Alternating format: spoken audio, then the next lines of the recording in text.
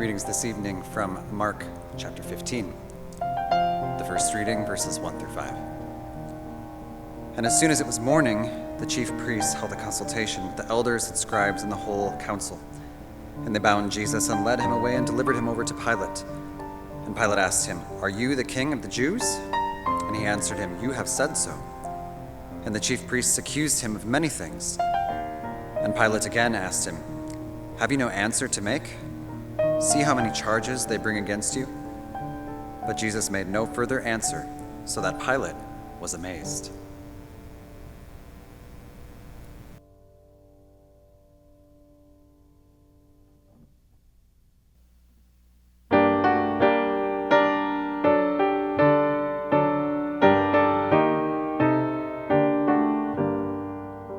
Stricken, smitten, and afflicted, see him dying on the tree. 'Tis the Christ by men rejected, yes, my soul, 'tis he. 'Tis the long-expected prophet, David's son, yet David's Lord.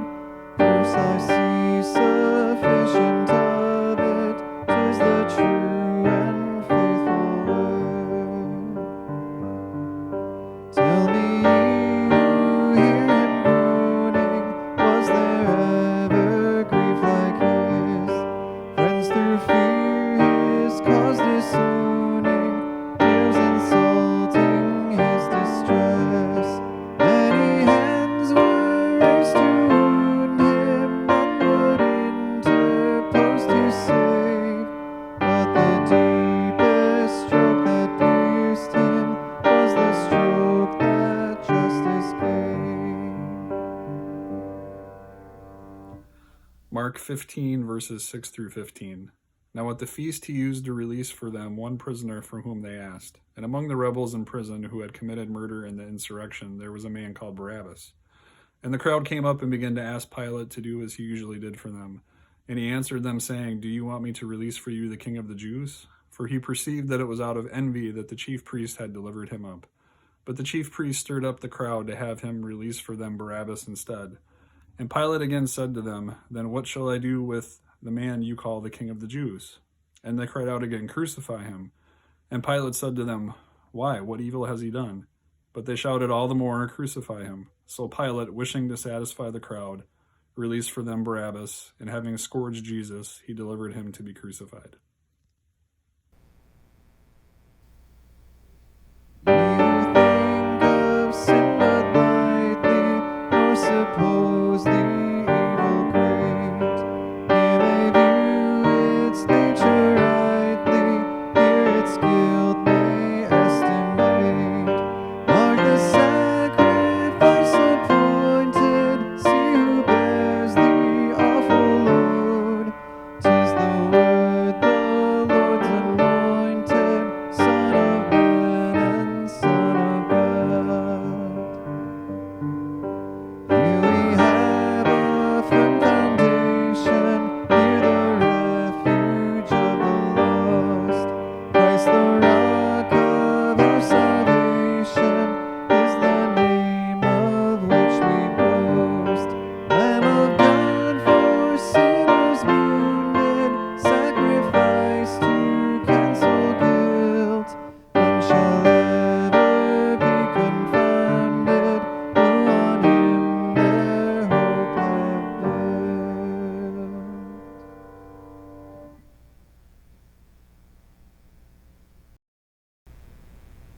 Mark 15, 16 through 20. And the soldiers led him away inside the palace, that is the governor's headquarters. And they called together the whole battalion. And they clothed him in a purple cloak, and twisting together a crown of thorns, they put it on him, and began to salute him. "Hail, King of the Jews!" And they were striking his head with a reed and spitting on him and kneeling down in homage to him. And when they had mocked him, they stripped him of the purple cloak and put his own clothes on him, and they led him out to crucify him.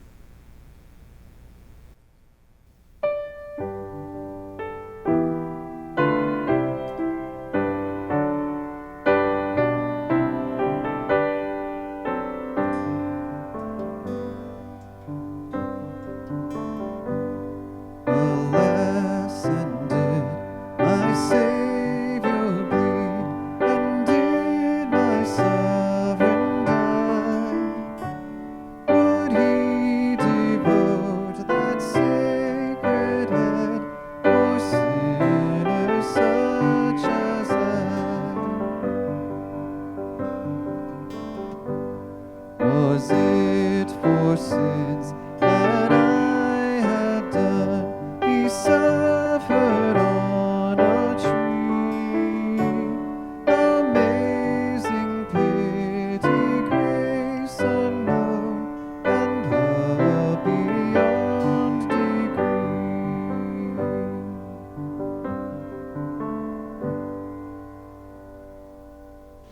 A reading from the book of Mark, chapter 15, verses 21 through 26. A certain man from Cyrene, Simon, the father of Alexander and Rufus, was passing by on his way in from the country, and they forced him to carry the cross. They brought Jesus to the place called Golgotha, which means the place of the skull. Then they offered him wine mixed with myrrh, but he did not take it. And they crucified him. Dividing up his clothes, they cast lots to see what each would get. It was the 3rd hour when they crucified him. The written notice of the charge against him read, "The King of the Jews."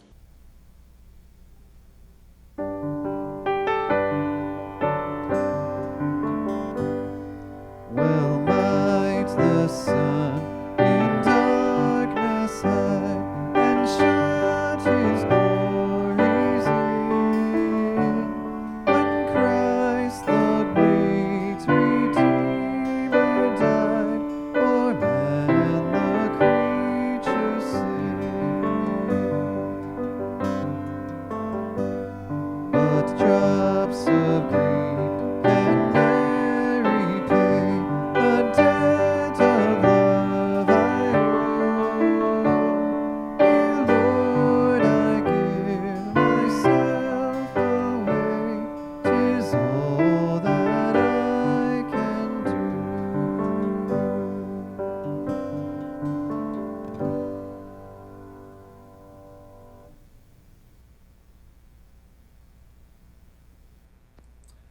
Mark 15, verses 27 through 32. And with him they crucified 2 robbers, one on his right and one on his left. And those who passed by derided him, wagging their heads and saying, "Aha! You who would destroy the temple and rebuild it in 3 days, save yourself and come down from the cross." So also the chief priests with the scribes mocked him to one another, saying, "He saved others, he cannot save himself. Let the Christ, the King of Israel, come down now from the cross, that we might see and believe." Those who were crucified with him also reviled him.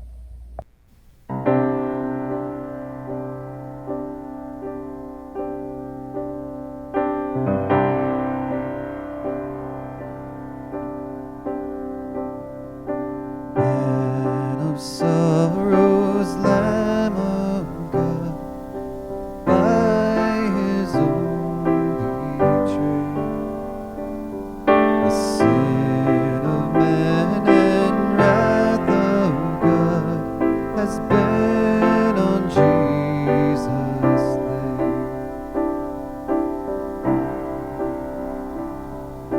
Silent as he stood accused, beaten, mocked, and scorned, bowing to the Father's will, he took a crown of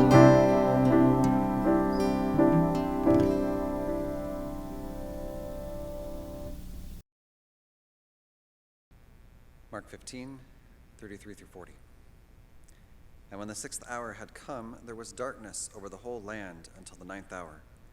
And at the 9th hour, Jesus cried with a loud voice, "Eloi, Eloi, lama sabachthani," which means, my God, why have you forsaken me?"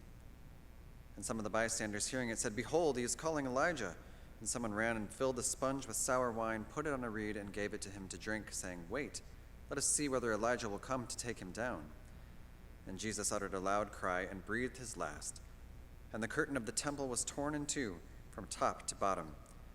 And when the centurion who stood facing him saw that in this way he breathed his last, he said, "Truly, this man was the Son of God."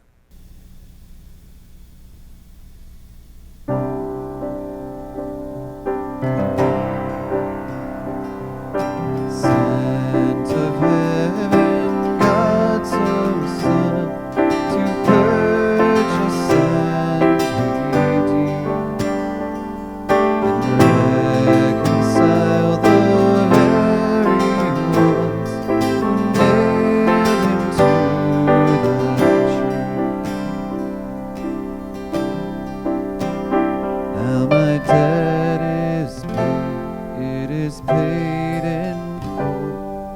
the precious blood that my Jesus spilled. Now the curse of sin has no hold on me.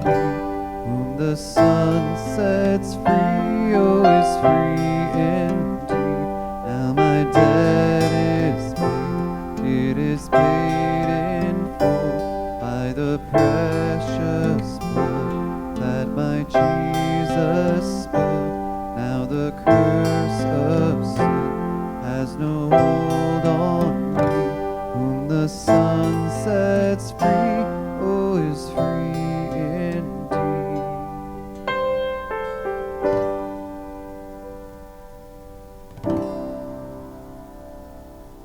And when evening had come, since it was the day of preparation, that is, the day before the Sabbath, Joseph of Arimathea, a respected member of the council, who was also himself looking for the kingdom of God, took courage and went to Pilate and asked for the body of Jesus.